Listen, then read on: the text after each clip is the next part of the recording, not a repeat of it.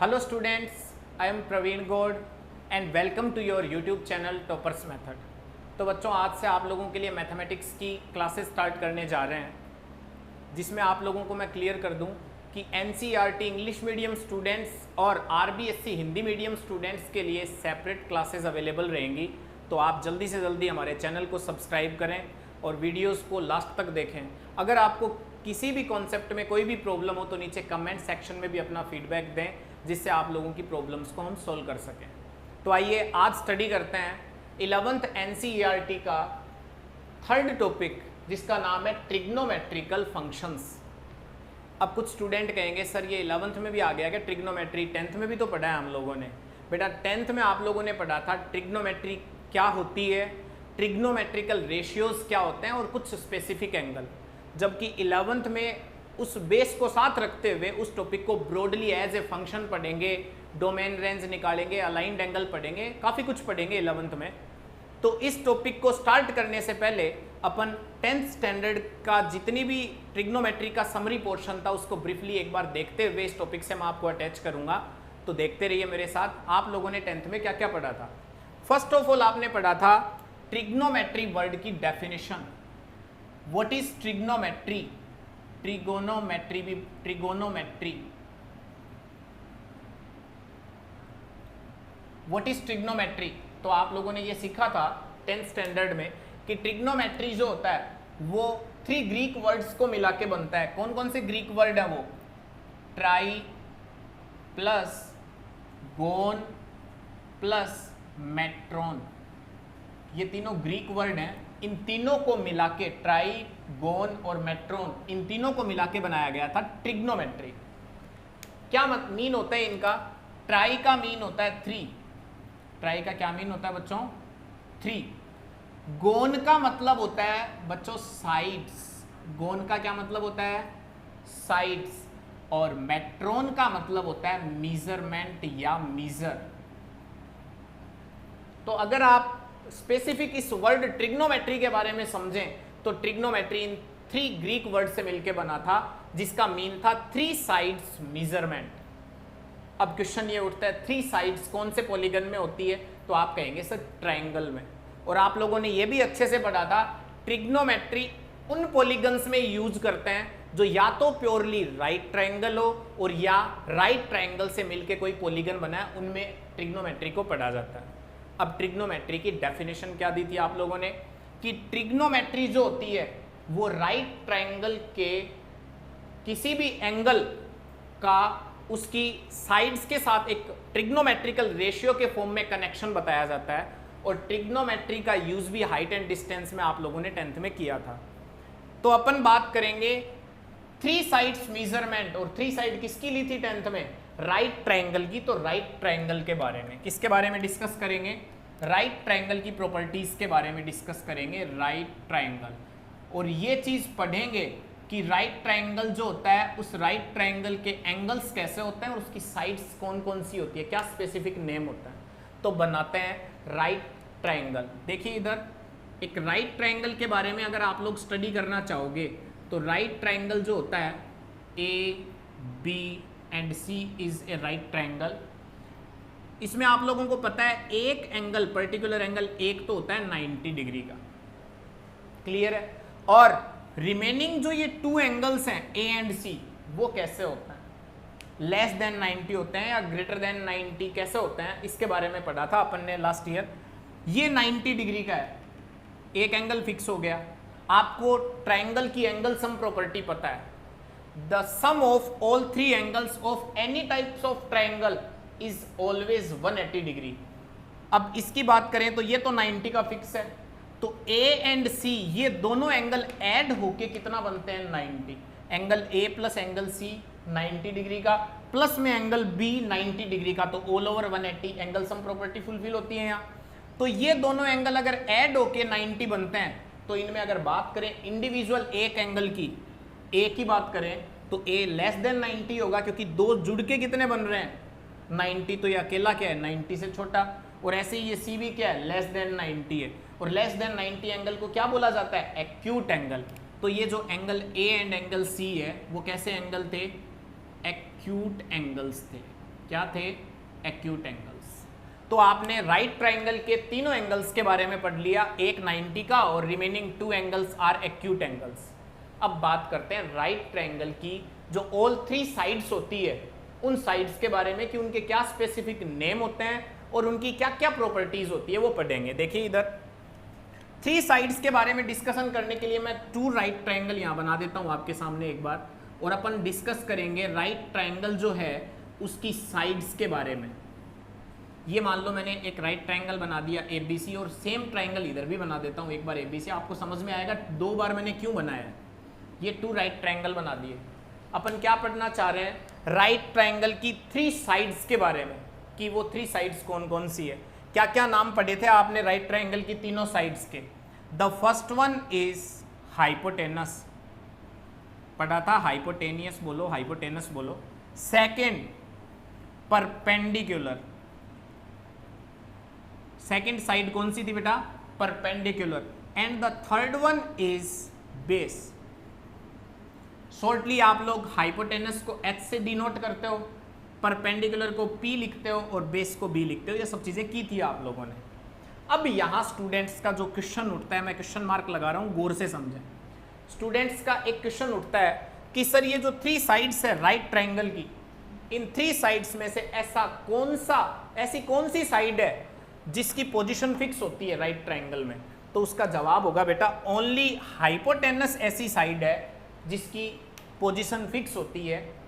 बाकी की जो रिमेनिंग साइड है परपेंडिकुलर एंड बेस, उनकी पोजीशन फिक्स नहीं होती। कैसे? मैं क्या बताना चाह रहा हूं, देखिए बी राइट एंगल है और हाइपोटेनस की पोजीशन की बात करें तो hypotenuse is always just opposite to right angle, मतलब 90 डिग्री के एंगल के जस्ट अपोजिट साइड को क्या बोला था अपन ने? हाइपोटेनस। तो चाहे आप इस ट्रायंगल की बात करें 90 डिग्री के जस्ट अपोजिट क्या है? हाइपोटेनस है।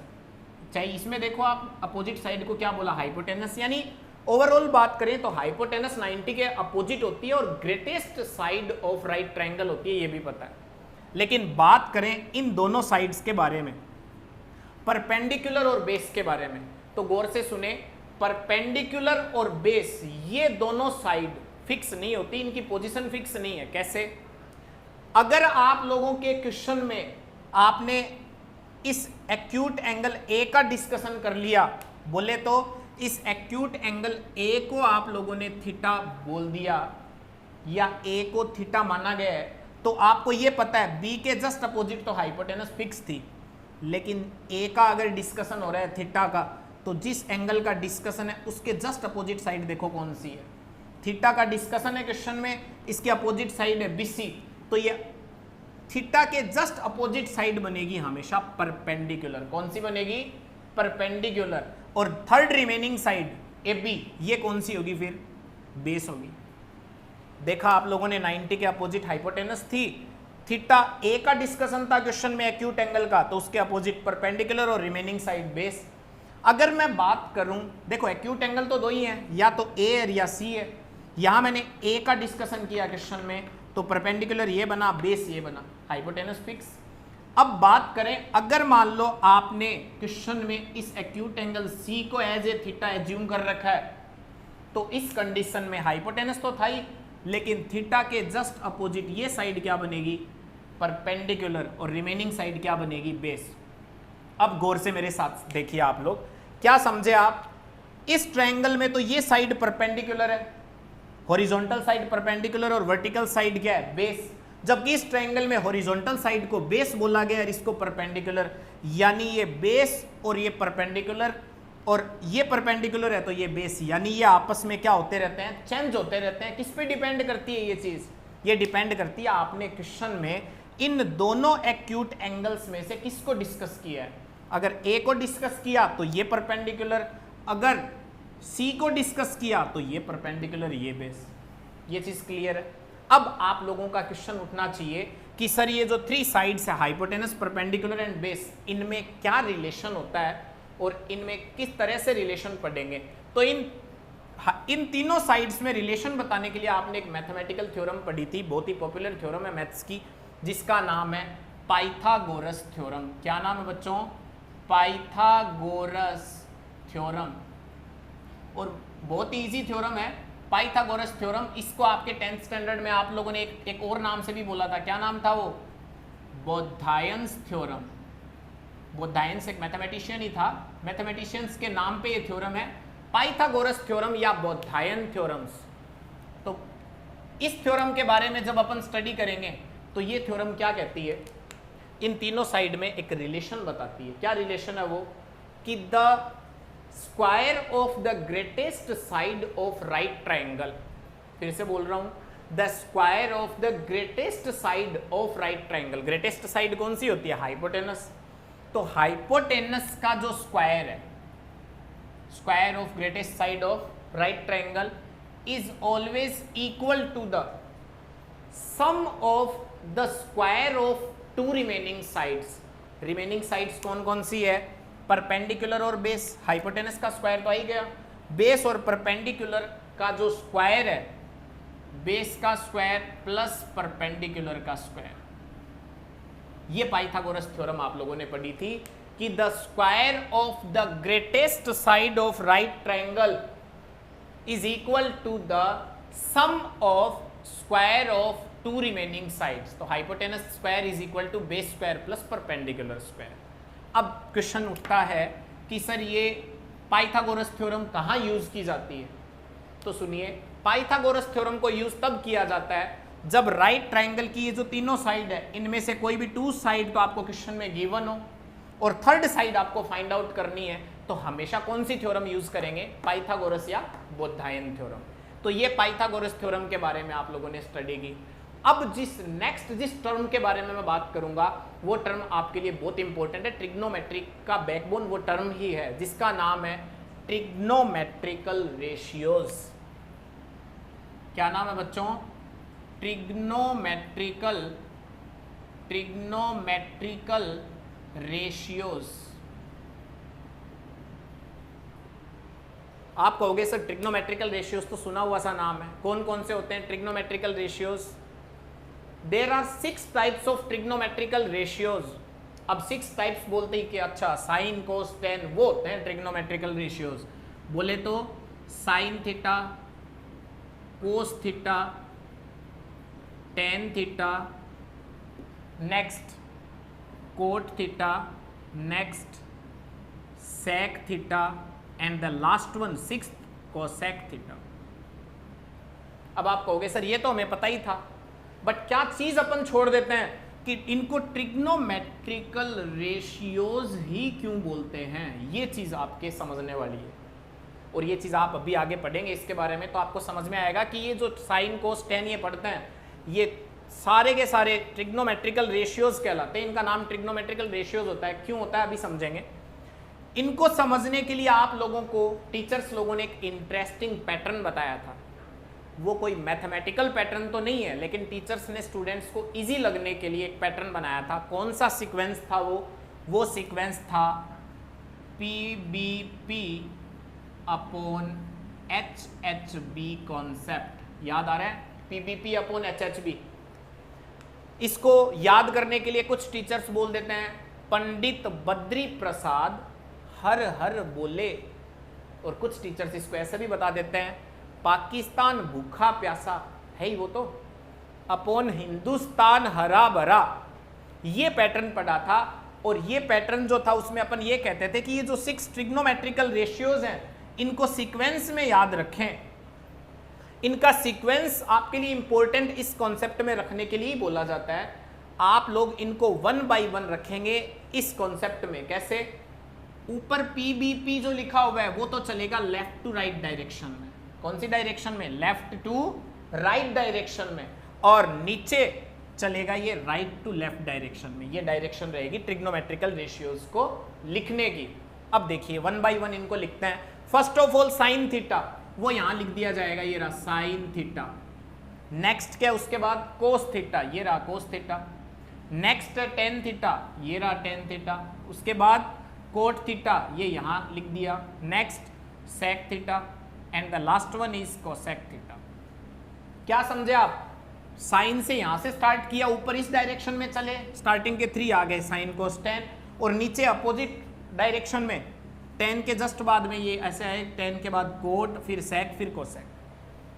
अब ये जो ट्रिग्नोमेट्रिकल रेशियोज थे, इनसे बहुत सारे कंक्लूजन भी आपके सामने निकले, और क्या था वो सुनना। ये जो बीच में जो पीबीपी अपोन बोल रहे हैं, इसको ये अपोन का ही साइन है, देखो आप, साइन थीटा क्या बना यहां से, साइन थीटा आप लोगों का क्या बना, P अपॉन एच, यानी परपेंडिकुलर अपॉन हाइपोटेनस। उसके बाद कोस थीटा आप लोगों का क्या बना, B अपॉन एच, यानी बेस अपॉन हाइपोटेनस। और टेन थीटा आप लोगों का क्या बना, परपेंडिकुलर अपॉन बेस, ये बना। टेन थीटा क्या बना, परपेंडिकुलर अपॉन बेस। क्लियर है। अब बात करते हैं कोट सेक एंड कोसेक के बारे में। कोट थीटा क्या बना, कोट थीटा आप लोगों का बना base upon perpendicular. Sec theta क्या बना, सेक थीटा, सेक थीटा बना हाइपोटेनस अपॉन बेस। और कोसेक थीटा क्या बना, cosec theta hypotenuse upon perpendicular. ये आप लोगों ने पढ़ा।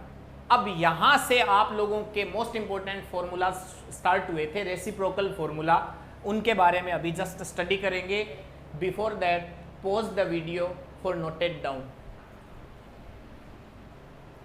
तो अपन बात कर रहे हैं रेसिप्रोकल रिलेशनशिप की ट्रिग्नोमेट्रिकल रेशियोज में। तो sine theta P upon H, cos theta भी अपन ने पढ़ लिया B upon H, tan theta P upon B. अब देखिए आप, साइन थीटा तो है P अपॉन एच ये रहा, और कोसेक थीटा इसका जस्ट रेसिप्रोकल है H अपॉन बी। ऐसे ही कोस है B अपॉन एच, और सेक क्या है, H अपॉन बी, यानी कोस और सेक एक दूसरे के क्या है, रेसिप्रोकल है।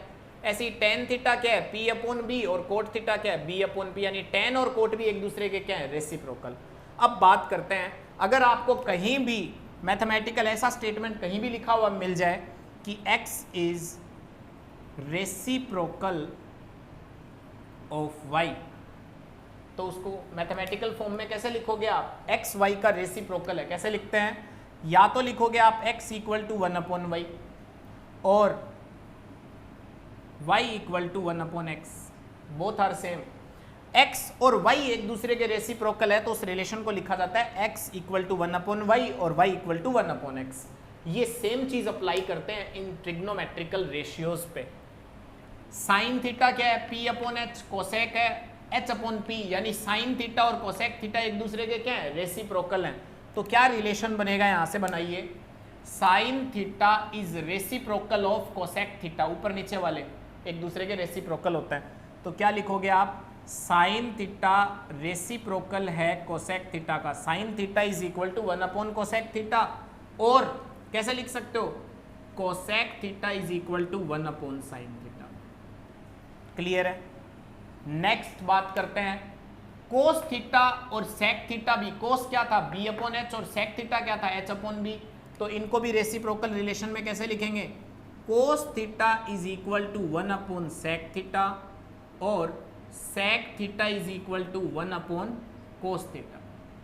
ऐसे ही अगर बात करें थर्ड की, किसकी, टेन P अपॉन बी और कोट क्या है, B अपॉन पी, तो इनको लिख देंगे, क्या लिखेंगे बोलिए, tan theta is equal to 1 upon cot theta, और कैसे लिख सकते हो इसको, cot theta is equal to 1 upon tan theta.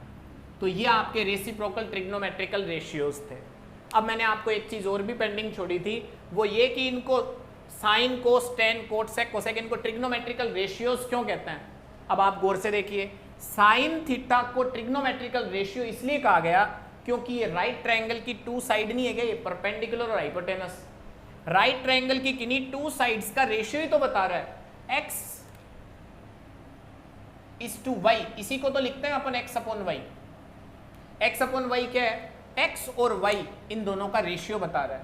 वैसे ही ये साइन, कोस, टेन, कोट, सेक, कोसेक, ये सब ये क्या कर रहे हैं, राइट ट्रायंगल की किन्हीं टू साइड्स का रेशियो ही तो बता रहे हैं, इसलिए इनको क्या कहा गया, ट्रिग्नोमेट्रिकल रेशियोज कहा गया।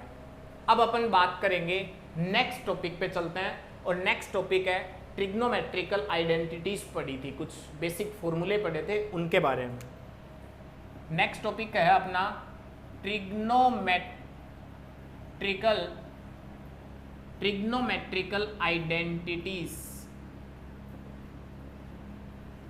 आइडेंटिटीज मतलब फॉर्मूले। ट्रिग्नोमेट्री के कौन कौन से फॉर्मूले आप लोगों ने पढ़े थे, तो आप लोगों के पास there are 6 types of trigonometrical ratios. कौन कौन से आप जानने लगे आप अच्छे से? Sine theta, cos theta, tan theta, cot theta, sec theta and cosec theta. ये 6 ट्रिग्नोमेट्रिकल रेशियोज। इन 6 ट्रिग्नोमेट्रिकल रेशियोज की हेल्प से आपने ट्रिग्नोमेट्रिकल आइडेंटिटीज लिखी थी कुछ, उनके बारे में बात कर लेता हूँ। Sine square theta plus cos square theta is equal to 1। याद आ रहा है? स्टार्टिंग के जो 2 ट्रिग्नोमेट्रिकल रेशियोज थे, इनके स्क्वायर का सम किसके इक्वल था? 1 के। 10th का जो वीडियो अपलोड होगा उनमें इन सब के बारे में डिटेल स्टडी करेंगे। अभी मेरे को ओनली आइडेंटिटीज से मतलब है, क्योंकि 11th में आपको आइडेंटिटीज चाहिए। नेक्स्ट बात करते हैं second. Sine theta upon cos theta था, किसके इक्वल था वो? टेन थीटा के इक्वल था। Next cos theta upon sine theta अगर किया था तो किसके इक्वल था? कोट थीटा के। एक आइडेंटिटी थी 1 plus tan square theta equal to किसके? सेक स्क्वायर थीटा के इक्वल थी। और लास्ट वन थी 1 plus cot square theta is equal to cosec square theta के इक्वल। ये 5 ट्रिग्नोमेट्रिकल आइडेंटिटीज आप लोगों ने पढ़ी थी, जिसको एज ए ट्रिक भी स्टूडेंट्स को बताया जाता है कि स्टार्टिंग के 2 ट्रिग्नोमेट्रिकल रेशियोज हैं, इनके स्क्वायर का सम 1 होता है। अब ये साइन और कोस दोनों आपस में फाइट कर रहे हैं, साइन ऊपर रह गया और कोस नीचे। कौन विनर बन रहा है? साइन विनर बन रहा है। ये साइन विनर बन रहा है। साइन विनर बन रहा है तो रिजल्ट क्या आएगा? नीचे वाले का 10 आएगा। और अगर कोस अपॉन साइन होगा तो कौन विनर कौन बन रहा है? कोस। तो कौन सा आएगा रिजल्ट? कोट आएगा। ऐसे ही इन दोनों में 1 प्लस 1 प्लस कर दें तो 1 प्लस 10 करेंगे तब तो आएगा ऊपर वाला सेक, और 1 प्लस कोट स्क्वायर करेंगे तो क्या आएगा? Cosec square theta. तो ये ट्रिग्नोमेट्रिकल रेशियोज हैं। 10th वीडियो में और ज़्यादा डिटेल से इसको डाला जाएगा, देख लेना। अब ये ट्रिग्नोमेट्रिकल आइडेंटिटीज के बाद में अपन ने एक नेक्स्ट टॉपिक और पढ़ा था जिसके बारे में, और टॉपिक क्या था? टॉपिक का नाम है ट्रिग्नोमेट्रिकल रेशियोज की वैल्यू किस पे? स्पेसिफिक एंगल्स के लिए ट्रिग्नोमेट्रिकल रेशियोज की वैल्यू के बारे में बात करेंगे। Before that pause the video for noted down. तो देखिए, वैल्यूज ऑफ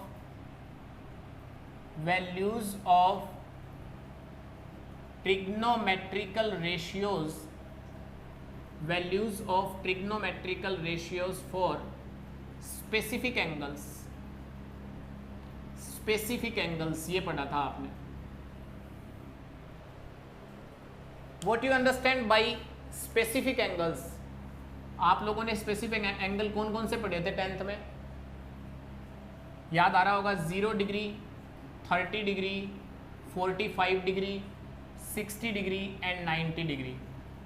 एक इंपॉर्टेंट बात बताना चाहूँगा, 10th स्टैंडर्ड में आपने इतने स्पेसिफिक एंगल पढ़े थे और वो भी डिग्री में, जबकि 11th-12th स्टैंडर्ड में चल के एंगल डिग्री से रेडियन मेजरमेंट में चले जाते हैं। जो अब 11th का टॉपिक स्टार्ट होगा तो फर्स्ट ऑफ ऑल अपन ये मेजरमेंट ही पढ़ेंगे। बट अभी आपको 10th के बारे में बताया जा रहा है 0 डिग्री, 30 डिग्री, 45 डिग्री, 60 डिग्री और 90 डिग्री। और ट्रिग्नोमेट्रिकल रेशियोज के लिए इनकी वैल्यूज भी आप लोगों को बताई गई थी। साइन थीटा के लिए बताई गई थी, cos theta, tan theta, cot theta, sec theta and cosec theta. ये सारे के सारे ट्रिग्नोमेट्रिकल रेशियोज की इन पे वैल्यूज बताई गई थी।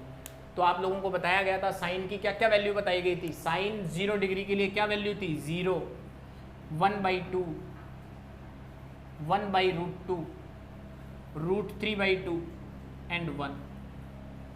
और कोस के लिए क्या वैल्यूज थी?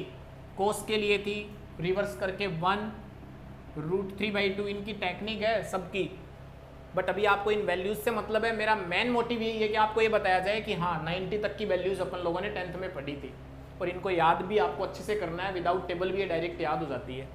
1, √3/2, 1/√2, 1/2 एंड 0।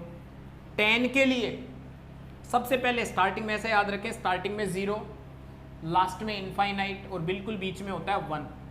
यहाँ होगा 1/√3 और यहाँ होगा √3।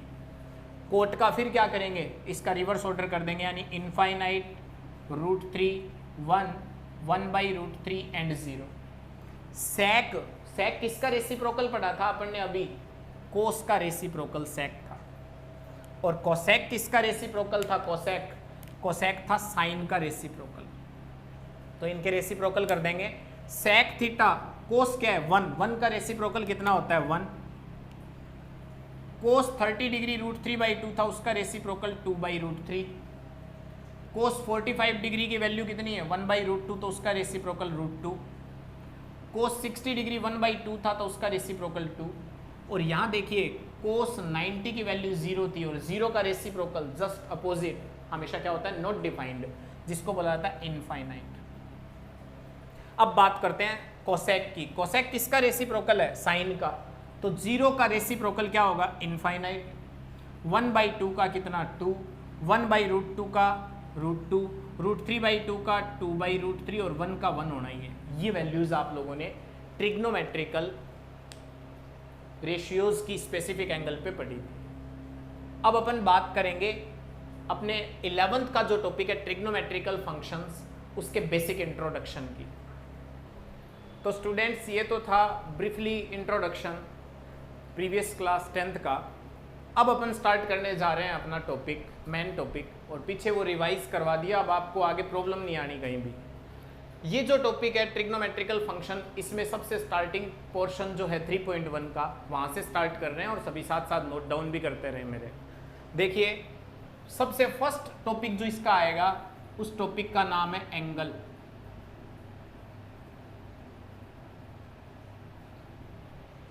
What do you understand by the word angle? Angle से क्या समझते हो आप? तो एंगल की डेफिनेशन जो होती है वो होती है the space between two lines और surface usually measured in degree और समटाइम्स रेडियन में भी मेजर कर सकते हैं। यहां मेरा कहने का मीन ये है कि कोई भी टू साइड्स इंटरसेक्ट कर रही है किसी भी पॉइंट पे। फॉर एग्जांपल ये कोई भी एक साइड है OA और कोई दूसरी साइड है OB। इनको आगे कितना भी एक्सटेंड कर सकते हैं, इधर भी इसको इधर कैसे भी। इन दोनों के बीच का जो ये स्पेस है, ये इस स्पेस को आप लोग मेजर करते हो डिग्री में या रेडियन में, और ये मेजरमेंट एंगल का ही होता है हमेशा, ये थीटा। अब क्वेश्चन उठता है सर एंगल्स जो होते हैं वो कितने टाइप के होते हैं? तो there are 2 types of angle. The first one is positive angle. Angle कितने टाइप के होते हैं? 2 टाइप के। फर्स्ट एंगल कौन सा होता है? Positive angle. पॉजिटिव एंगल्स क्या होते हैं उसके बारे में बताएंगे, सुनना आप। ये आपका कोई भी एक लाइन सेगमेंट या एक लाइन है OA, एक साइड है ये। इस साइड को मैंने मान लिया इनिशियल साइड। क्या मान लिया? Initial side. और इस इनिशियल साइड के ऊपर जो ये O पॉइंट होता है ना, यहाँ ये चीज गौर से देखें, ये जो O पॉइंट है, जो मीटिंग पॉइंट या इंटरसेक्टिंग पॉइंट, इसका नाम होता है वर्टेक्स। क्या नाम होता है? वर्टेक्स। अब अपन बात करें कि ये जो इनिशियल साइड है, इस इनिशियल साइड के कोइंसाइड कंडीशन में एक और साइड रखी हुई है, ये रही O वर्टेक्स पे। अब O वर्टेक्स पे इसको आप फिक्स करें और इसको रोटेट कराएं, इस इनिशियल साइड के ऊपर इसको रोटेट कराएं, तो आप या तो ऊपर की तरफ रोटेट करवा सकते हो और या करवा सकते हो नीचे की तरफ। इसकी 2 डायरेक्शंस हो सकती है। जस्ट सपोज मैं इसको करवा रहा हूं ऊपर की तरफ इस तरह से रोटेट, और ऊपर की तरफ मान लो रोटेट करवा के मैं इसको यहां ले आया इस पोजीशन पे। आई मीन इसको रोटेट करवाया यूं और इसको यहां ले आया मैं, ये मान लो OB आपका। तो मेरा जो रोटेशन था वो रोटेशन की डायरेक्शन थी ये वाली। ये जो डायरेक्शन है, ये डायरेक्शन, इस डायरेक्शन का नाम होता है एंटी क्लॉकवाइज डायरेक्शन। क्या नाम होता है बच्चों? Anti clockwise direction. तो क्या कहा मैंने कि कोई भी इनिशियल साइड से रोटेट करके, एंटी क्लॉकवाइज रोटेट करके एक दूसरी साइड मान लो यहां फिक्स कर दी मैंने, तो ये एंटी क्लॉकवाइज रोटेशन हुआ। और एंटी क्लॉकवाइज रोटेशन पे जो एंगल बनता है, ये एंगल थीटा, ये ऑलवेज कैसा होता है, पॉजिटिव। अब ये तो इनिशियल साइड थी, रोटेशन के बाद आप यहां तक आए, ये जो लाइन है, इस साइड का नाम है टर्मिनल साइड। क्या नाम है बच्चों, टर्मिनल साइड, टर्मिनल साइड। तो एंगल हमेशा किसके बीच बनते हैं, इनिशियल साइड और टर्मिनल साइड के बीच। उनमें पॉजिटिव एंगल कब बनता है, जब टर्मिनल साइड जो है वो इनिशियल साइड के एंटी क्लॉकवाइज रोटेशन से आए, तो ये जो एंटी क्लॉकवाइज डायरेक्शन में एंगल होता है थीटा, ये पॉजिटिव एंगल होता है। And the second thing is negative angle. अब बात करते हैं नेगेटिव एंगल के बारे में। नेगेटिव एंगल जो होता है, सेम कंडीशन, ये एक साइड है ओ ए, ओ क्या है यहाँ पे, वर्टेक्स है, ओ क्या है, वर्टेक्स, और इससे मैंने क्या किया, क्लॉकवाइज डायरेक्शन में इसको रोटेट करवा दिया, यूं नीचे की तरफ क्लॉकवाइज डायरेक्शन में। और क्लॉकवाइज डायरेक्शन में जब रोटेट कराया तो ये मान लो ये आ गई मेरी टर्मिनल साइड। ये कौन सी साइड है, इनिशियल साइड, और ये कौन सी साइड है, टर्मिनल साइड, टर्मिनल साइड। तो अपन ने रोटेशन कैसे करवाया, इस डायरेक्शन में। ये जो डायरेक्शन है, इस डायरेक्शन का नाम होता है क्लॉकवाइज। क्लॉकवाइज आपको पता है क्लॉक में मिनट हैंड, आवर हैंड सब कौन सी डायरेक्शन में मूव करती है, कौन सी डायरेक्शन में रोटेट करती है, क्लॉकवाइज डायरेक्शन में। तो जब क्लॉकवाइज डायरेक्शन होगी तब जो एंगल बनेगा ये थीटा, ये ऑलवेज कैसा एंगल होगा, नेगेटिव एंगल। तो आप लोगों को ये चीज समझनी चाहिए कि इनिशियल साइड अगर है उसके एंटी क्लॉकवाइज अगर रोटेशन होता है तब तो जो एंगल बनता है वो कौन सा होता है, पॉजिटिव एंगल। और कोई भी इनिशियल लाइन के क्लॉकवाइज रोटेशन होके अगर आप टर्मिनल साइड निकालते हो इनिशियल साइड के क्लॉकवाइज रोटेशन से, तब जो एंगल बनेगा वो नेगेटिव एंगल होगा। तो आप लोग क्या समझे, एंगल क्या होता है, उसके अलावा एंगल कौन से दो टाइप के होते हैं, पॉजिटिव और नेगेटिव, कौन से रोटेशन से कौन सा एंगल आता है, ये आपके मोस्ट इंपॉर्टेंट टॉपिक है, क्योंकि आपके आगे भी यूज आएगा जब आप अलाइंड एंगल पढ़ोगे उस टाइम भी। तो आप इनके बारे में ढंग से देखते चलेंगे। अब अपन बात करते हैं सम यूजफुल टर्म्स, ऐसे टर्म्स के बारे में बात करेंगे जो आपके इस चैप्टर में बार बार काम आएंगे, जिसमें मोस्ट इंपॉर्टेंट फर्स्ट टर्म के बारे में बात कर रहा हूं, गौर से देखें। नेक्स्ट टॉपिक है अपना सम इंपॉर्टेंट बोलो, यूजफुल बोलो, टर्म्स जो आपके यूज आएंगे इस चैप्टर में। इसमें सबसे फर्स्ट टर्म जिसको यूज कर रहा हूं मैं, वो टर्म है आपका क्वाड्रेंट। क्या नाम है उसका बच्चों, क्वाड्रेंट। ये नाम भी आपने सुना था कोऑर्डिनेट ज्योमेट्री में 10th स्टैंडर्ड में। क्वाड्रेंट क्या होता है, एक कोऑर्डिनेट प्लेन जिसमें two parallel axis, x axis और वाई एक्सिस रखे हुए हैं। देखिए कैसे, ये मेरा एक्स एक्सिस है और इसके परपेंडिकुलर ये मेरा वाई एक्सिस है, और टू परपेंडिकुलर एक्सिस से जो प्लेन बनता है उसका नाम होता है कोऑर्डिनेट प्लेन। तो जब आप कोई भी टू एक्सिस ले लोगे, ये ओ ओरिजिन है, उधर पॉजिटिव एक्स डायरेक्शन है, इधर नेगेटिव एक्स डायरेक्शन है, जिसको किससे रिप्रेजेंट करते हैं, एक्स डैश से। ये एक्स एक्सिस हो गया, और इसके परपेंडिकुलर आप लोगों ने बना लिया ये रहा, ऊपर की तरफ पॉजिटिव वाई एक्सिस, नीचे की तरफ नेगेटिव वाई एक्सिस, और ये ओरिजिन आपका था। ये जो प्लेन बना, इस प्लेन का नाम है कोऑर्डिनेट प्लेन। और अपन पढ़ क्या रहे हैं, क्वाड्रेंट के बारे में। तो क्या कहा जाता है, जब किसी प्लेन में two perpendicular axis, x axis और वाई एक्सिस एग्जिस्ट करते हो, तो उस पूरे कंप्लीट प्लेन का नाम होता है कोऑर्डिनेट प्लेन। और वो कोऑर्डिनेट प्लेन इन एक्सिस के थ्रू कितने पार्ट्स में डिवाइड हो जाता है, 4 इक्वल पार्ट्स में। First part, second part, third part and fourth part. ये जो 4 इक्वल पार्ट्स बने, इन्हीं इक्वल पार्ट्स का नाम होता है क्वाड्रेंट। और ये इक्वल पार्ट जो होते हैं, इनकी नंबरिंग फिक्स की हुई है, उसको आप लोग चेंज नहीं कर सकते, ये फिक्स ध्यान रखें। ये इनिशियल साइड से, ये फर्स्ट क्वाड्रेंट है, ये सेकंड क्वाड्रेंट है, ये थर्ड क्वाड्रेंट है, और ये फोर्थ क्वाड्रेंट है। ये चीज आप लोग ध्यान रखेंगे। क्वाड्रेंट का जो डेफिनेशन क्वाड्रेंट के बारे में मैंने बताई, उस चीज को आप लोग ध्यान रखेंगे। अब अपन बात करेंगे, आप लोगों ने अभी तक पढ़ा था एंगल के बारे में, वो ठीक है, ये एंगल का नॉर्मल इंट्रोडक्शन था। लेकिन अब जो टॉपिक पढ़ेंगे, नेक्स्ट टॉपिक जो अपना आएगा सेकंड, वो ये आएगा कि जितने भी ये एंगल थे, इन एंगल का स्टैंडर्ड फॉर्म क्या होता है? Standard form of an angle. Angle का स्टैंडर्ड फॉर्म कैसे यूज करते हैं, स्टैंडर्ड कंडीशन क्या होती है एंगल की, उसके बारे में बात करेंगे। तो इसमें आप लोग गौर से देखिए, ये आपके कोऑर्डिनेट प्लेन और क्वाड्रेंट बने हुए हैं, ओ एक्स डैश, ये पॉजिटिव वाई और ये नेगेटिव वाई एक्सिस, ये बने हुए हैं। क्लियर है ये? अब आप देखिए एंगल क्या था, ओ कोई वर्टेक्स था, इनिशियल साइड से क्लॉकवाइज या एंटी क्लॉकवाइज रोटेशन से बनते थे एंगल। अब इसी एंगल को अगर मैं कोऑर्डिनेट प्लेन में ले जाऊं और किस तरह से ले जाऊं, ये जो इसका ओ वर्टेक्स था वो तो मैंने कोऑर्डिनेट प्लेन में किसको मान लिया, ओरिजिन पॉइंट को। ओरिजिन पॉइंट तो क्या है, वर्टेक्स।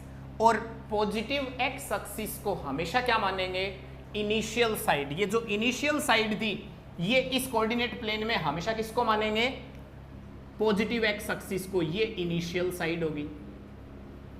अब अगर मैं इस कोऑर्डिनेट प्लेन में ऐसे मूव करवाऊं ऊपर की तरफ एंटी क्लॉकवाइज तो पॉजिटिव एंगल बनेंगे, नीचे की तरफ मूव करवाऊंगा तो कौन से एंगल बनेंगे, नेगेटिव एंगल।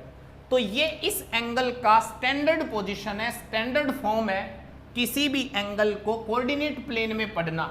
और आप लोग इस चैप्टर में एंगल जो पढ़ोगे वो किस फॉर्म में पढ़ोगे, स्टैंडर्ड फॉर्म में, जिसमें ओ हमेशा एक वर्टेक्स होगा और पॉजिटिव एक्स एक्सिस हमेशा क्या होगी, पॉजिटिव वाली जो एक्स एक्सिस ये बताई है मैंने, ये हमेशा इनिशियल साइड होगी।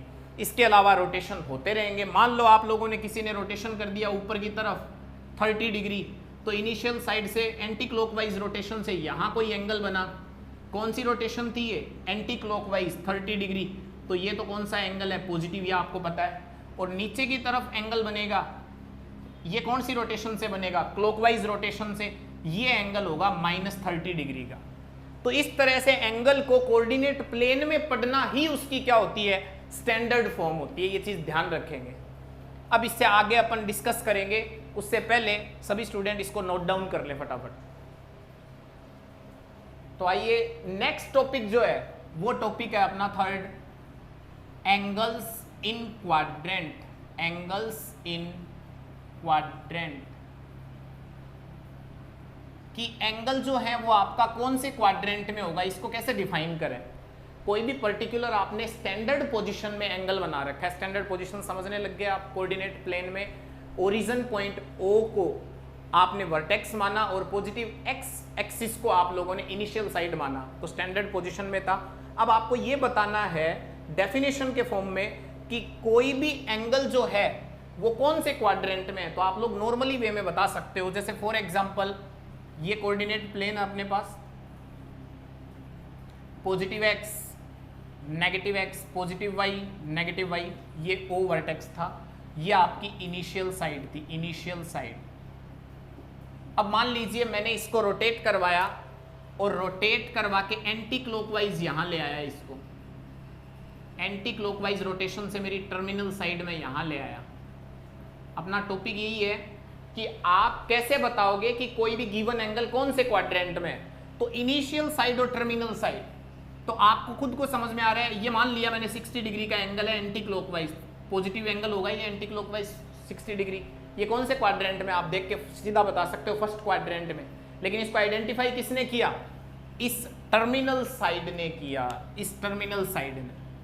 तो आप डेफिनेशन कैसे दोगे कि अगर कोई भी एंगल स्टैंडर्ड पोजीशन में है और उस एंगल की टर्मिनल साइड जिस क्वाड्रेंट में होती है, ये फर्स्ट क्वाड्रेंट में थी तो वो एंगल फर्स्ट क्वाड्रेंट में थी, तो वो एंगल भी आपका क्या होगा, फर्स्ट क्वाड्रेंट का एंगल होगा।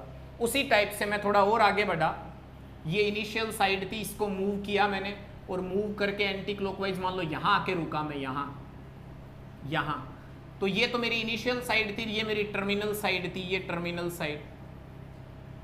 साइड मान लिया ये एंगल है 120 का, पॉजिटिव एंगल 120 का। तो ये एंगल कौन से क्वाड्रेंट में कहलाएगा, आपको पता है आपकी टर्मिनल साइड कौन से क्वाड्रेंट में है, सेकंड क्वाड्रेंट में, तो सेकंड क्वाड्रेंट का एंगल कहलाएगा। सिमिलरली सेम कॉन्सेप्ट लगेगा नेगेटिव एंगल के लिए।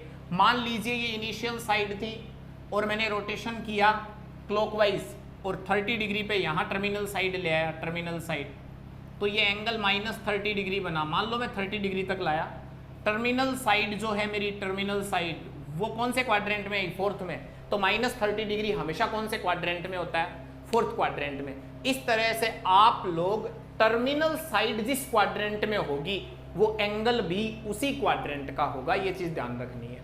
नेक्स्ट, इसके बाद अपन जो बात करते हैं नेक्स्ट टॉपिक की, वो टॉपिक है क्वाड्रेंट एंगल क्या होता है। Quadrant angles, quadrant angle, quadrant angle कौन से होते हैं? अब आप सोचना एक बार, कुछ एंगल तो ऐसे थे, देखो initial side x positive x axis fix, और टर्मिनल साइड ये देखो फर्स्ट क्वाड्रेंट में थी टर्मिनल साइड, तो ये 60 डिग्री एंगल फर्स्ट क्वाड्रेंट का था, 120 था टर्मिनल साइड सेकंड क्वाड्रेंट में थी, तो ये एंगल भी सेकंड क्वाड्रेंट में था।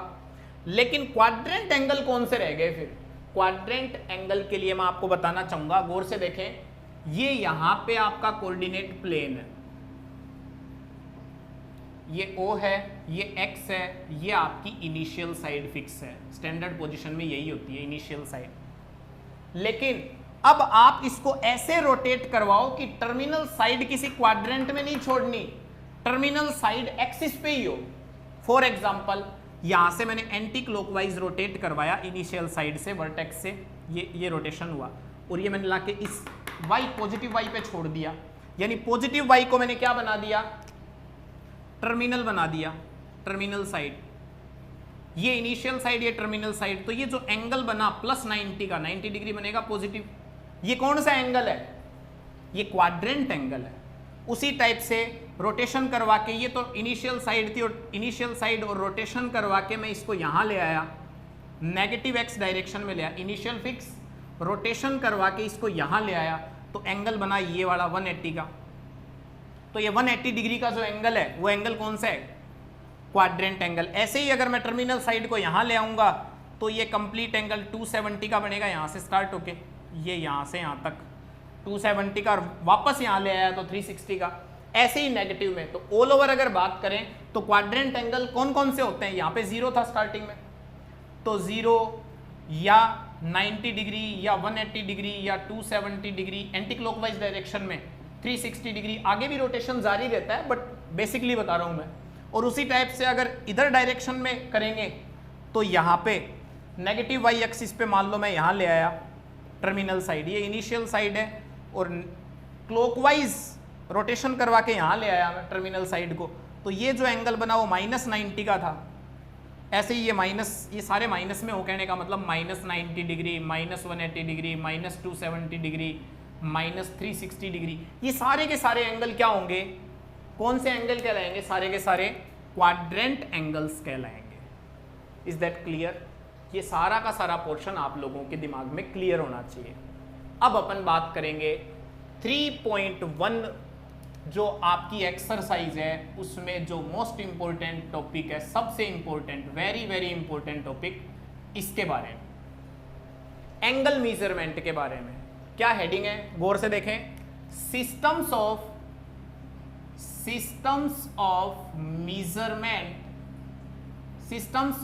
Measurement of angles. एंगल का जो मेजरमेंट किया जाता है उसके लिए कौन कौन से सिस्टम यूज किए जाते हैं? आपके सिलेबस में उसने नॉर्मल ब्रीफली लिखा हुआ है, एनसीईआरटी की बुक में, आरबीएससी की बुक में, नॉर्मल बुक्स में यही चीजें लिखी हुई है कि 2 सिस्टम्स, रेडियन सिस्टम बोल दिया, डिग्री सिस्टम बोल दिया, बट ये रियलिटी ये नहीं है। इस चीज को आप लोग डीपली जाएंगे तो आपको समझ में आएगा कि मेजरमेंट ऑफ एंगल जो है वो 3 टाइप से होता है। कितने टाइप के सिस्टम होते हैं? 3 टाइप्स के सिस्टम। कौन कौन से सिस्टम होते हैं? इधर आइए मेरे साथ। सबसे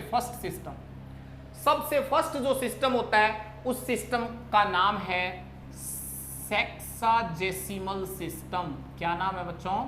सेक्साजेसिमल सिस्टम। सेकंड जो है, सेकंड जो सिस्टम है मेजरमेंट ऑफ एंगल का, उसका नाम है सेंटेसिमल सिस्टम। और जो सबसे लास्ट बचा, थर्ड, उसका नाम है सर्कुलर सिस्टम। क्या नाम है? Circular system. क्या नाम है? Circular system. अब अपन बात करें सेक्साडेसिमल सिस्टम जो होता है, इसको एक और नाम से जानते हैं, जो नाम होता है इसका वो होता है इंग्लिश सिस्टम। क्या नाम होता है? English system. सेंटेसिमल सिस्टम जो होता है उसका एक और नाम होता है फ्रेंच सिस्टम। फ्रेंच सिस्टम ये जो दिया हुआ है ना बीच वाला, ये आपके सिलेबस में नहीं है, बट आपको पता होना चाहिए इस चीज के बारे में। और सर्कुलर सिस्टम जो है इसका नाम होता है रेडियन सिस्टम। क्या नाम होता है? रेडियन सिस्टम, ये नाम होता है इसका थर्ड का। तो मैं क्या बताना चाह रहा हूं आपको कि किसी भी एंगल को मेजरमेंट करते हैं तो उसके कितने तरीके होते हैं। फर्स्ट होता है सेक्साडेसिमल सिस्टम, इंग्लिश सिस्टम भी बोलते हैं, और जो आप डिग्री सिस्टम जिस चीज को बोलते हो, पढ़ते आ रहे हो डिग्री सिस्टम, वो इसी का एक पार्ट है। डिग्री सिस्टम इसी को बोलते हैं डिग्री सिस्टम। कैसे बोलते हैं अभी समझेंगे अपन। इन तीनों सिस्टम में अलग अलग एंगल का मेजरमेंट किया जाता है, उनकी यूनिट भी अलग अलग होती है। सेक्साडेसिमल सिस्टम जो होता है उसमें एंगल मेजरमेंट की जो यूनिट होती है वो होती है डिग्री। लिखते कैसे हैं? मान लो x डिग्री लिखना है आपको, सबको पता है, कॉमन है, आप लोगों ने पढ़ा हुआ है, डिग्री ऊपर लगाते हैं निशान, ये वाला सिंबल x डिग्री। अगर सेंटेसिमल सिस्टम की जो मेजरमेंट है एंगल का, उसकी यूनिट की बात करें तो वो होता है ग्रेड। क्या होता है? ग्रेड। लिखेंगे कैसे? मान लो आपको x ग्रेड लिखना है, जैसे x डिग्री लिखते हो वैसे, तो x के ऊपर स्मॉल g लिखते हैं, स्मॉल g। और ऐसे ही अगर रेडियन सिस्टम की बात करें तो उसमें जो एंगल मेजरमेंट की यूनिट होती है वो होती है रेडियन। क्या होती है बच्चों? रेडियन, सर्कुलर सिस्टम में। और आपको लिखना है मान लो x रेडियन, तो x के ऊपर c लिखता है। तो ये आप लोगों ने मेजरमेंट ऑफ एंगल जो था उनकी यूनिट पढ़ी। अब एक और बात आती है, सर ये सेक्साडेसिमल सिस्टम, सेंटेसिमल सिस्टम, इन नामों से भी कुछ आप कंक्लूजन निकाल सकते हो क्या? देखो इधर सेक्साडेसिमल सिस्टम में जो ये नाम आया सेक्सा, ये इंडिकेट करता है 60 के मीन को। किसको इंडिकेट करता है? 60। सेंटेसिमल में जो सेंट नाम आया उस नाम से कहीं ना कहीं मीन निकलता है 100 का, सेंट परसेंट, ये सेंटेसिमल 100 का मीन। और सर्कुलर सिस्टम जहां नाम आया वहां कहीं ना कहीं इंडिकेशन मिलता है अपने को सर्कल का, कि कहीं ना कहीं सर्कल का इसमें रोल है। अपन इन तीनों के बारे में 1 बाय 1 स्टडी करेंगे और फिर इनमें रिलेशनशिप भी निकालेंगे। बिफोर दैट आप इसको अच्छे से नोट कर लें और फिर अपन आगे चलते हैं। फटाफट जल्दी करें। हाँ, अब ये जो 3 सिस्टम है आपके, सेक्साडेसिमल सिस्टम, सेंटेसिमल और सर्कुलर सिस्टम, इनको 1 बाय 1 पढ़ेंगे। सबसे फर्स्ट अपन लेते हैं सेक्साडेसिमल सिस्टम को। क्या होता है गौर से देखेंगे। सेक्साडेसिमल मोस्ट इंपोर्टेंट है भाई, ये ढंग से देखना। सेक्साडेसिमल सिस्टम 11th NCERT में तो है ही है, ये 3.1 में, आगे JEE के कॉन्सेप्ट में भी ये पूरा ब्रॉडली इससे रिलेटेड क्वेश्चंस पूछे जा सकते हैं, तो आप ढंग से करते रहेंगे ये सारी चीजें। सेक्साडेसिमल सिस्टम, सेक्साडेसिमल सिस्टम जो है, इस सिस्टम के अंदर अगर बात करें तो इसकी डेफिनेशन मैं बताना चाहूंगा, गौर से सुनेंगे। आप लोगों को ये चीज पता है, ये क्वाड्रेंट एंगल है, ये इनिशियल साइड, ये टर्मिनल साइड, तो यहां जो एंगल बनता है ये राइट एंगल है। कौन सा एंगल है? Right angle. सेक्साडेसिमल सिस्टम ने क्या बोला कि कोई भी एक राइट एंगल जो है, इस राइट एंगल को 90 इक्वल पार्ट्स में डिवाइड कर लें। 90 इक्वल पार्ट्स का मतलब ये टोटल एंगल कितने का है? राइट एंगल है ये 90 डिग्री, वो डिग्री बाद में आएगा, आप एक बार राइट एंगल को समझें, क्योंकि डिग्री नोटेशन ही अपने को निकालने का मेन मोटिव है। ये राइट एंगल था, इसको 90 इक्वल पार्ट्स में बांटने का मतलब इस तरह से, ये एक पार्ट, ये 2, ये 3 पार्ट्स, ये 4th पार्ट, ये 5th पार्ट, ये 6th part, and so on करते करते ये 89th पार्ट और ये 90th पार्ट। टोटल कितने पार्ट बनाए? 1st, 2nd, 3rd, 4th, 5th, 6th, ऐसे करते करते टोटल कितने पार्ट्स में डिवाइड कर दिया? 90 पार्ट्स में, इसको 90 इक्वल पार्ट्स में डिवाइड कर दिया। किसको? राइट एंगल को 90 इक्वल पार्ट्स में डिवाइड कर दिया। इसमें से ईच पार्ट जो होगा वो कितना होगा? 1 डिग्री का होगा। कितना होगा? 1 डिग्री। फिर ये सेकंड पार्ट 1 डिग्री का, third 1 degree, fourth 1 degree, fifth 1 degree, ऐसे करते करते 90 तक 1 डिग्री। तो ऑल ओवर ये जो राइट एंगल है वो कितने डिग्री का बना? 90 डिग्री का। और आपको पता भी है राइट एंगल 90 डिग्री का ही होता है। तो यहां से जो कंक्लूजन निकला वो ये निकला कि वन राइट एंगल जो होता है, वन राइट एंगल वो होता है 90 डिग्री के इक्वल। क्लियर है? फर्स्ट पॉइंट इसका क्लियर हुआ कि सेक्साडेसिमल सिस्टम में एक राइट एंगल को 90 इक्वल पार्ट्स में डिवाइड किया गया, ईच पार्ट 1 डिग्री का था। तो वन राइट एंगल में टोटल कितने डिग्री बनी? 90 डिग्री बनी।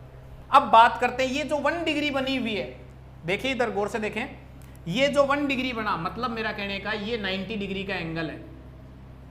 ये जो एंगल है ये टोटल एंगल है 90 डिग्री का, और इसको 90 इक्वल पार्ट्स में बांटा था, जिसमें से एक पार्ट मैंने ले लिया, ये रहा 1 डिग्री का। अगर इस 1 डिग्री वाले पार्ट को मैं 60 से रिलेटेड, गौर से देखिए, अगर मैं इस 1 डिग्री वाले पार्ट को कितने पार्ट्स में बांट दूं? 60 पार्ट्स में बांट दूं। किसको? 1 डिग्री को किसमें, कितने पार्ट्स में बांट दूं? देखो, राइट एंगल को 90 पार्ट्स में डिवाइड किया तो ईच पार्ट हुआ 1 डिग्री। अब इस 1 degree is subdivided into 60 equal parts, then each part is known as 1 minute. 1 degree के 60 इक्वल पार्ट करेंगे तो उसमें हर एक पार्ट को क्या कहेंगे? 1 मिनट। ये जो एक पार्ट मिलेगा ये क्या होगा? 1 मिनट। तो आप लोग समझ गए होंगे कि कितने पार्ट बनाए थे 1 डिग्री में? 60। तो 1 डिग्री में मिनट कितनी होती है? 60 मिनट होती है। तो यहां देखो, 1 राइट एंगल में 90 डिग्री था और 1 डिग्री में मिनट कितने? 60 मिनट। मिनट को कैसे लिखते हैं, कैसे रिप्रेजेंट करते हैं? 60 के ऊपर डैश लगा देंगे, ये रहा।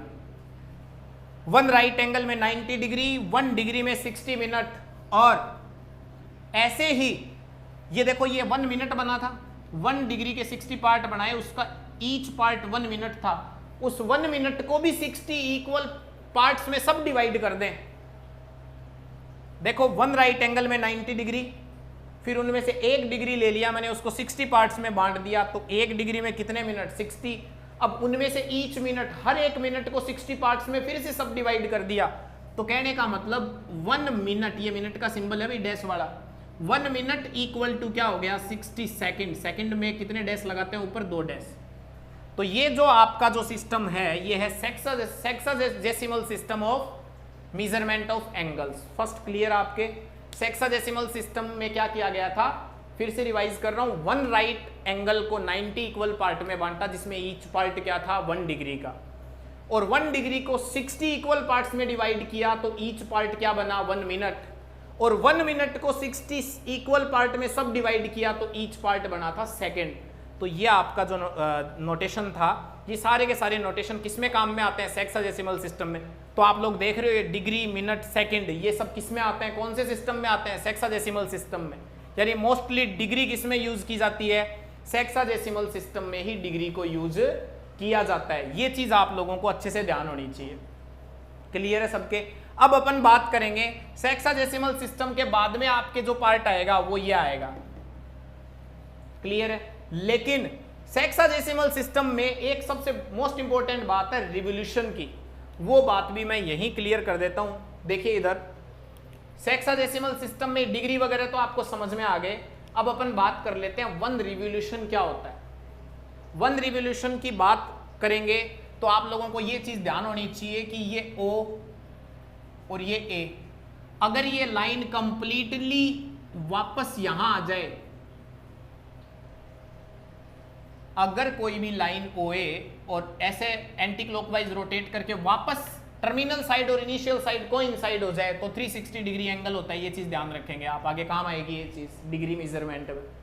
तो आप लोग क्या समझे? 1 रिवोल्यूशन, रिवोल्यूशन को REV लिखते हैं शॉर्ट में, कितने डिग्री होता है? 360 डिग्री। ये चीज भी आप लोग सेक्साडेसिमल सिस्टम में ध्यान रखें। नेक्स्ट आएगा आपका centesimal system, second types of system of measurement of angle, centesimal system, जो सिलेबस में नहीं दिया, सिलेबस में तो बहुत कम दे रखा आपके।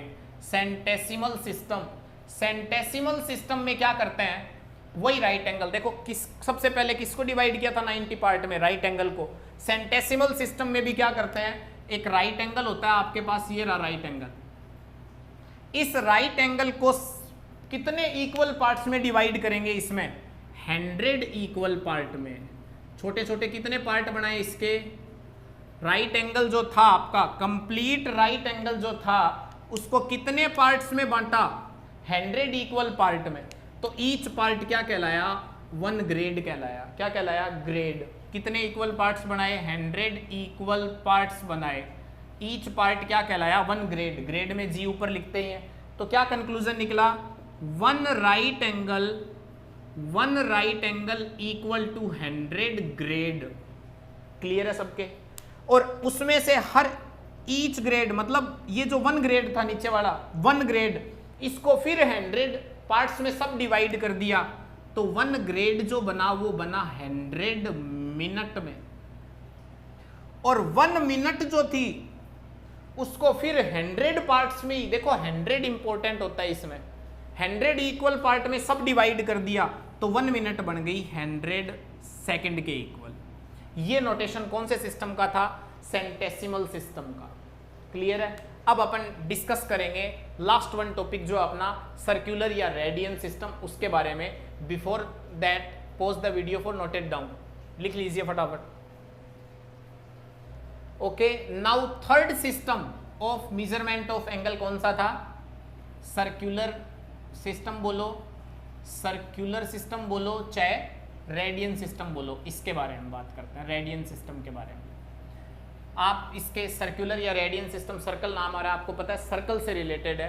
क्या डेफिनेशन होती है वो सुनना आप लोगों ने कोई भी एक ऐसा सर्कल एज्यूम किया, एक ऐसा सर्कल एज्यूम किया जिसका सेंटर तो है O, और ये मान ली कोई भी रेडियस है, कितने भी यूनिट की हो सकती है, ये कोई भी x यूनिट मान लो आप, x यूनिट लेंथ की क्या है? रेडियस है इसकी। क्लियर है? ये हो सकता है 1 सेंटीमीटर हो, 2 हो, 3 हो, 4 हो, XYZ जो भी, बट इसकी रेडियस है x यूनिट। और आपने 10th स्टैंडर्ड में एरिया ऑफ शेडेड पोर्शन वाले में लेंथ ऑफ आर्क भी पढ़ी थी।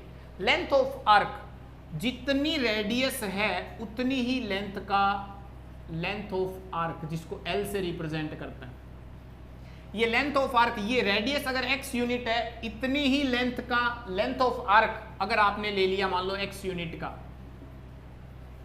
तो यहां जो एंगल बनेगा थीटा, वो थीटा होगा रेडियन में। किसमें होगा? रेडियन मेजरमेंट बता रहा हूं मैं आपको, सर्कल से रिलेटेड होता है ये। थीटा किसमें होगा? रेडियन में होगा। और होगा कितना? 1 रेडियन। क्योंकि देखो आप लेंथ ऑफ आर्क और ये कैसे आएगा देखना, तो यहां पे इस थीटा, इस L और इस R में कनेक्शन होता है, theta equal to L upon R। Most important relation, most important,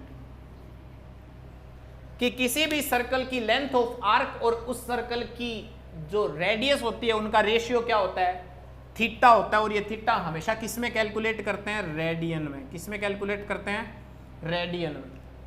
अब अपन बात कर रहे हैं इस जो मैंने डायग्राम बनाया वो R कितनी है? x यूनिट, और लेंथ ऑफ आर्क भी कितनी है? x unit. तो आपका जो रिजल्ट आएगा थीटा वो कितना आएगा? 1। भाई लेंथ ऑफ आर्क भी x है और रेडियस भी x है, तो कितना आएगा? 1 यूनिट आएगा। 1 थीटा 1 आया, वो 1 आएगा किसमें? रेडियन में। ये 1 रेडियन की डेफिनेशन बता दी मैंने यहाँ पे, कि अगर कोई भी सर्कल जो है उसकी रेडियस और लेंथ ऑफ आर्क इक्वल है, तो जो एंगल बनेगा इनिशियल और टर्मिनल साइड के बीच, जो एंगल बनेगा, एंटी क्लॉकवाइज रोटेशन है, पॉजिटिव बनेगा, वो 1 रेडियन का बनेगा। क्लियर है? थीटा इक्वल टू क्या होता है? L upon R। ये इस सर्कुलर सिस्टम में आप लोगों को पता होना चाहिए। अब आप कोई भी एंगल दिया हो, कैसे भी दिया हो, आप निकाल सकते हो, लेकिन कई बार क्या करता है क्वेश्चन में थोड़ा सा कंफ्यूज करने के लिए, जैसे रेडियस दे दिया आपको 2 सेंटीमीटर की, और थीटा जो है वो आपको डिग्री में दे दिया, और लेंथ ऑफ आर्क पूछ ली, तो आप कंफ्यूज हो जाते हो। ध्यान रखना, theta equal to L upon R में थीटा हमेशा ही किसमें होता है? रेडियन में। अगर आपको कभी क्वेश्चन में डिग्री दिया हुआ हो तो उसको पहले रेडियन में कन्वर्ट करके फिर इस फॉर्मूले का यूज करेंगे। ये चीज आप लोगों को ध्यान रखनी है। क्लियर है ये बात? अब अपन पढ़ते हैं अपना नेक्स्ट टॉपिक, रिलेशनशिप। आपने कितने सिस्टम पढ़े? सबसे पहले सेक्साडेसिमल सिस्टम पढ़ा, उसके बाद आप लोगों ने सेंटेसिमल पढ़ा, और फिर लास्ट में पढ़ा radian system. First sexagesimal system में क्या था? डिग्री। और बीच वाला जो था सेंटेसिमल, वो सिलेबस में है ही नहीं। और लास्ट वाला क्या है? लास्ट वाला जो आपका सिस्टम है रेडियन सिस्टम। तो आपके जो डिग्री और रेडियन में रिलेशन है वो मोस्ट इंपॉर्टेंट है, और उसी से रिलेटेड आपके क्वेश्चन भी दिए हुए हैं। तो आपके नेक्स्ट पॉइंट क्या आएगा? Relationship, relation between degree and radian. Degree और रेडियन में क्या रिलेशन है उसके बारे में आपके डिस्कस करेंगे। डिग्री और रेडियन में रिलेशन क्या होते हैं उसके बारे में बात करेंगे। तो आप लोगों को पता है, देखो डिग्री मेजरमेंट मैंने अभी बताया था, डिग्री मेजरमेंट में रिवोल्यूशन का कॉन्सेप्ट बताया था, आपको पता भी है। क्या था वो कि कोई भी ये OA एक साइड है और यहां से एंटी क्लॉकवाइज रोटेशन करके वापस यहीं आके रुक जाएं, OA से पूरा कंप्लीट रोटेशन करके वापस यहीं, मतलब इनिशियल और टर्मिनल साइड सेम कोइंसाइड हो जाए, एक चक्कर पूरा करके एक रिवोल्यूशन, तो ये 1 रिवोल्यूशन बना। और डिग्री सिस्टम सेक्साडेसिमल सिस्टम में मैंने आपको ये चीज बता दी कि 1 रिवोल्यूशन जो होता है वो किसके इक्वल होता है, 360 डिग्री के। ये बात क्लियर है। अब बात करते हैं, ये तो डिग्री की बात हो गई, डिग्री में आप लोगों को ये चीज पता है 1 रिवोल्यूशन 360 डिग्री होता है। रेडियन आपको पता है सर, रेडियन जहां नाम आ गया वहां सर्कल तो आएगा ही। तो आप लोगों ने क्या किया, यहां एक सर्कल भी एज्यूम कर लिया। क्या किया, एक सर्कल एज्यूम कर लिया। ये रहा, मान लीजिए आप ये एक सर्कल है और इस सर्कल की रेडियस मान लिया आपने कितनी, R। कितनी मान ली, R। तो आप गौर से देखेंगे कि इस सर्कल की लेंथ R मान लिया आपने, सर्कल की रेडियस क्या मान ली, R मान ली। अब आप इसको रेडियन में मेजर करना चाहते हो तो रेडियन में आप बताइए क्या, देखिए ये रेडियस तो ये रही और लेंथ ऑफ आर्क कितनी बनी, सर्कल बन गया पूरा, तो ये पूरी लेंथ ऑफ आर्क बन गई क्योंकि आप तो कंप्लीट रोटेशन कर रहे हो 1 रिवोल्यूशन का। तो लेंथ ऑफ आर्क पूरी क्या बन गई, 2πr, और रेडियस क्या है, r। इस टाइम में जो आपका थीटा बनेगा L/r, मैं किसकी बात कर रहा हूं, कंप्लीट रोटेशन में लेंथ ऑफ आर्क क्या बनेगा, सर्कल का। कंप्लीट रोटेशन करेगा तो पूरा सर्कल बन जाएगा। उसकी सरकमफ्रेंस कितनी, L कितनी, 2πr, और रेडियस कितनी मानी है आपने उस सर्कल की, r। तो 2πr/r कितना आ गया, 2π। तो यहां ये थीटा रेडियन में होता है, रेडियन में कितना, 2π, और डिग्री में कितना, 360 डिग्री। थीटा जो रेडियन में आया वो कितना आया अपना, 2π आया कंप्लीट रिवोल्यूशन में, और डिग्री में अपना कितना आया, 360 डिग्री। तो इन दोनों को अगर कंबाइन करके देखें तो बात तो इसी थीटा की चल रही है जो कंप्लीट रोटेशन हुआ। डिग्री में 360 था ये और रेडियन में 2π था।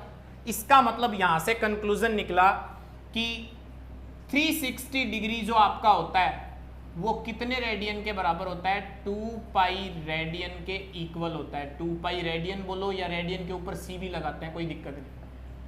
360 डिग्री 2π रेडियन, यहां से कन्वर्जन स्टार्ट हुए जो आप लोग सीखोगे। और ये बात आपके लिए इंपॉर्टेंट इसलिए भी है, 10th में तो ठीक है आप लोगों ने डिग्री में एंगल पढ़े थे, लेकिन यहाँ पे आप एंगल पढ़ोगे रेडियन फॉर्म में, पाई के फॉर्म में, तो आप सारे कन्वर्जन यहाँ से सीख सकते हैं। कैसे, 360 डिग्री 2π रेडियन है, बोथ साइड 2 से डिवाइड कर दो, तो ये कितना बन गया, 2 से डिवाइड करते ही 180 डिग्री, और ये 2 से डिवाइड करते ही कितना रेडियन बन गया, पाई रेडियन। देखिए रेडियन पे जो c लगा रहे हैं ये मोस्टली लगाया नहीं जाता, ये यहाँ पे तो यूनिट कन्वर्जन चल रहे हैं तो मैं बता रहा हूँ। बाकी अगर आप c भी नहीं लिख रहे, 2π, π/6, π/3 तो भी सही है, और वो लिखते भी वैसे ही हैं, ये यूज नहीं करते ज्यादा, रेडियन का सिंबल है ये। तो आपको समझ में आ गया, 180 डिग्री मतलब पाई रेडियन। अब इसको फिर 2 से डिवाइड कर दो, 90 डिग्री कितना होगा, π/2 रेडियन, और ऐसे ही फिर 2 से डिवाइड कर दो, 45 डिग्री क्या होगा, π/4 रेडियन। तो ये इस तरह से आपका सारा का सारा इसका जो कन्वर्जन है वो चलता रहता है। तो आप लोगों को इस बात को ढंग से ध्यान रखना है, और इसके लिए मैं आपको एक शॉर्ट ट्रिक भी बता देता हूं, उसमें आपको दिक्कत नहीं आएगी। मैं एक तरफ डिग्री लिख रहा हूं और दूसरी तरफ रेडियन लिख रहा हूं। तो गौर से देखेंगे, आप लोगों ने 10th में जो एंगल पढ़े थे, 0 degree, 30 degree, 45 degree, 60 degree, 90 degree, 120 degree, उसके अलावा 135 डिग्री, उसके अलावा 150 डिग्री, और एक 180 डिग्री तक की बात कर लेते हैं चलो एक बार। और 360 डिग्री अभी आपने पढ़ाई है तो उसको लिख सकते हैं। 2 एंगल और थोड़े से याद रख लो, 270 डिग्री और 360 डिग्री 2π होता है, आपको पता है। तो इन सब को अगर आप लोग, ये तो डिग्री मेजरमेंट था जो आपने 10th में पढ़ा था, 90 तक ही पढ़ा था वो भी मोस्टली, लेकिन अब आपको 180 तक तो पढ़ना ही पढ़ना है। इनका रेडियन मेजरमेंट करेंगे तो 0 डिग्री 0 रेडियन के इक्वल होता है, कोई दिक्कत नहीं। 30 डिग्री क्या होगा, देखो 180 डिग्री कितना रेडियन है, पाई, और आपको चाहिए कितना 30 डिग्री, तो 180 से 36 से डिवाइड करने पे ही आया था, तो ये कितना बनेगा पाई बाई 6। 45 क्या बनेगा पाई बाई 4। 60 डिग्री क्या बनेगा पाई बाई 3। 90 डिग्री आपको पता ही है पाई बाई 2 पर कन्वर्ज किया था। अब ये जो एंगल है ना, 180 डिग्री आपका पाई रेडियन है, यहां तक भी ठीक है। अब ये जो 3 एंगल है, मोस्ट इंपॉर्टेंट एंगल है, और बहुत इंपॉर्टेंट बात बता रहा हूं, कभी नहीं भूलोगे लाइफ में, ढंग से देखें। 120 के बिल्कुल मिडल में जो लिखा हुआ है वो कितना है 2। 135 की जो मिड डिजिट है वो कितनी है 3, और इसमें ये मिड नंबर कौन सा है 5। 120 में बिल्कुल मिड में क्या है 2, 135 में 3, 150 में 5। आप क्या करोगे, ट्रिक सुनना, 120 के बीचों बीच है 2, तो आप क्या करोगे 2 के साथ पाई लगा दोगे, क्लियर है। 135 के मिड में क्या है 3, तो 3 के साथ पाई लगा दोगे, क्लियर। 150 में मिड में क्या है 5, तो 5 के साथ पाई लगा दोगे, कोई दिक्कत नहीं। 120 के बिल्कुल बीचों बीच सर 2 था तो 2 पाई लिखा, 135 के मिड में 3 था तो 3 पाई लिखा, 150 के मिड में 5 था तो 5 पाई लिखा। अब क्या करेंगे, जो आपने पाई के साथ ऊपर नंबर लिखा था ये मिड वाला, उससे 1 प्लस करके नीचे लिख दोगे 2 पाई बाई 3। ये 2 पाई बाई 3 किसका है 120 का है, इजी सी बात है। 135 में मिड में 3 था तो 3 पाई लिखा था, अपोन में कर दो 4। 150 में मिड में 5 था तो 5 पाई लिखा था, अपोन में कर दो 6, और 180 पाई रेडियन है। और जो 270 होगा उसको भी ध्यान रखेंगे 3 पाई बाई 2 होता है। ये इस तरह से कन्वर्जन आप लोग कर लोगे। तो बच्चों आज की क्लास में अपन लोगों ने पढ़ा एंगल मेजरमेंट के बारे में, और इस एंगल मेजरमेंट के अंदर जो रिलेशनशिप थी वो रिलेशनशिप अपन ने डिग्री और रेडियन के अंदर आप लोगों ने पढ़ ली। एक और रिलेशन जो है उस रिलेशन के बारे में बात करते हैं, जो रिलेशन है रिलेशनशिप अमंग जो 3 सिस्टम पढ़े थे अपन ने, कौन कौन से, सेक्साजेसिमल सिस्टम और सेंटेसिमल सिस्टम, सेंटेसिमल सिस्टम और सर्कुलर सिस्टम। इन तीनों में क्या रिलेशन होता है उसके बारे में भी फटाफट बात कर लेते हैं। देखिए सेक्साजेसिमल सिस्टम में आप लोगों ने एक बात की थी, वो क्या बात की थी, पहले मैं सेक्साजेसिमल को लेके चलूंगा। देखो सेक्साजेसिमल सिस्टम में आप लोगों ने एक बात की थी कि जो 90 डिग्री होता है वो होता है वन राइट एंगल के इक्वल। अभी पढ़ा है अपन ने 90 डिग्री वन राइट एंगल के इक्वल होता है। तो यहां से 1 डिग्री किसके इक्वल होगा 1/90 राइट एंगल के, क्लियर है। अरे यूनिटरी मेथड अपोन में ले गया। अब आप डिग्री को मान लो डी, कैपिटल डी बोलो, डी डिग्री निकालना हो। देखो 1 डिग्री 1/90 है, डी डिग्री निकाल लो, डी से मल्टीप्लाई हो जाएगा तो कितना आ जाएगा d/90 right angle, d/90 right angle आ गया। ये चीज क्लियर है। यानी डी डिग्री को कैसे लिख सकते हैं d/90, ये थीटा ही तो है किसमें डिग्री मेजरमेंट में। तो सेक्साडेसिमल डिग्री सिस्टम मैंने ये इसीलिए बताया था सेम है। अब अगर मैं बात करूं अपने नेक्स्ट सिस्टम की, सेक्साडेसिमल के बाद जो नेक्स्ट सिस्टम है सेंटेसिमल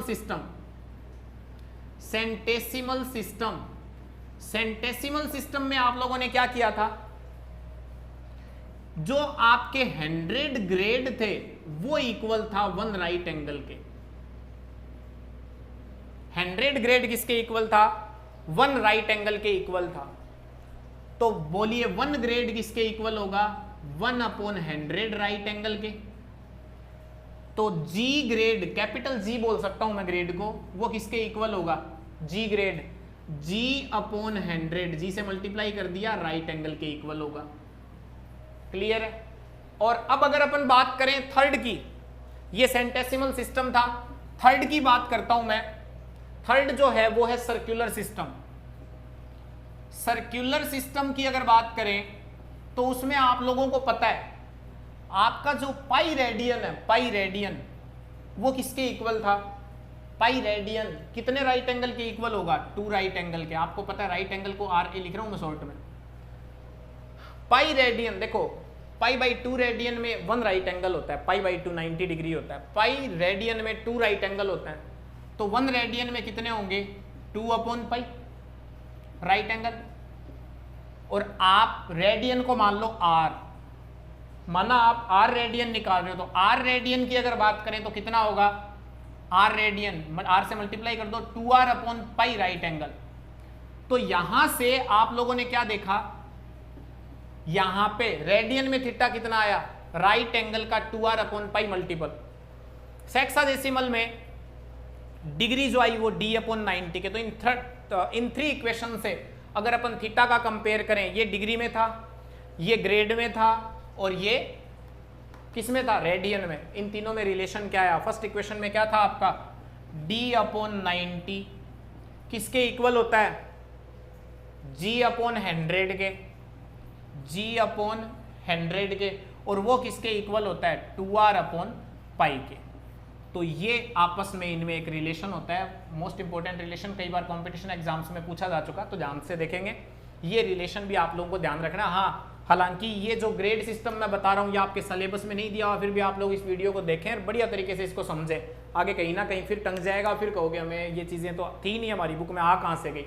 तो ये चीज़ ध्यान रखेंगे। तो स्टूडेंट्स ये थ्योरेटिकल पोर्शन था आपका 3.1 का। 3.2 में अपन पढ़ेंगे अलाइंड एंगल, और इस 3.1 एंगल मेजरमेंट से रिलेटेड कुछ एग्जांपल्स भी करते हुए साथ में चलेंगे हमारे नेक्स्ट वीडियो में। तो हमारे चैनल के साथ बने रहें, सब्सक्राइब नहीं किया है तो सब्सक्राइब करें, और यार पढ़ लो अब जल्दी से, और अपनी नोटबुक में भी रेगुलर आप नोट डाउन किया करो सारी चीज़ें, कमेंट सेक्शन में भी लिखा करो, और रेगुलर जुड़े रहो चैनल से, और पूरा वीडियो लास्ट तक ज़रूर देखें। ये ना हो कि हमें ये इतना तो आता है, थोड़ा सा नहीं आ रहा, उसको आगे निकाल के देख लिया, क्योंकि बेटा ये मैथमेटिक्स है, और इसमें अगर आप लोग बढ़िया तरीके से हमारे चैनल के साथ जुड़े रहे, रेगुलर देखते रहे, तो आपको बहुत ज़्यादा बेनिफिट होने वाला है। Thank you.